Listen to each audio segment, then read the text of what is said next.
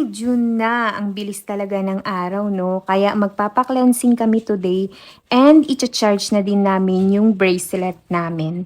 Dito kami nagpunta sa isang branch ng Perennes Charms and Wellness Hub here at SM Downtown. Usually kasi talaga isa Castillejos kami pumupunta, which is yun nga yung main branch at nandun madalas din si Madam Perena. Maulan kasi ngayon kaya we decided here na lang sa SM kasi mas malapit sa amin.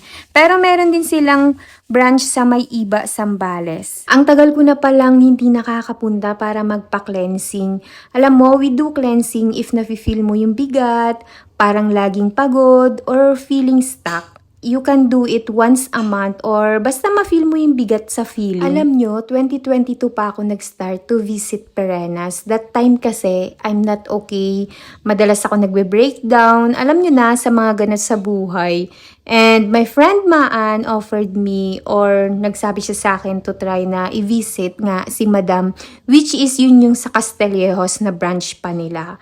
After that moment, yung cleansing at gawan ako ng personal bracelet, I feel okay na. At sobrang gaan ng pakiramdam ko na nalesen yung stress, yung negative emotions mo, napapalitan ng positive emotions na para bang tinuturuan ka niya to help yourself na maging kalmado. Isa din yun sa nakahelp sa akin na magkaroon ng peace of mind. After nga namin din mag-take out ng donut, pumunta naman kami dito sa may EO kasi ipapacheck ko sana yung grado nung mata ko. Pero may kailangan pa pala kaming gawin at medyo matagal yon. Kaya nag-decide ako na bumili na lang muna ng contact lens na may grado din at good for 6 months naman yon.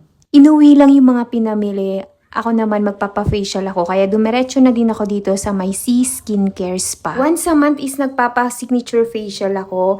May kasama siyang deep cleansing, whitening treatment, collagen and moisturizing treatment din. At may kasama siyang diamond peel na maganda sa skin natin kasi na-exfoliate. Kung meron naman tayong extra budget, importante din na mag-invest tayo for our physical at mental well-being.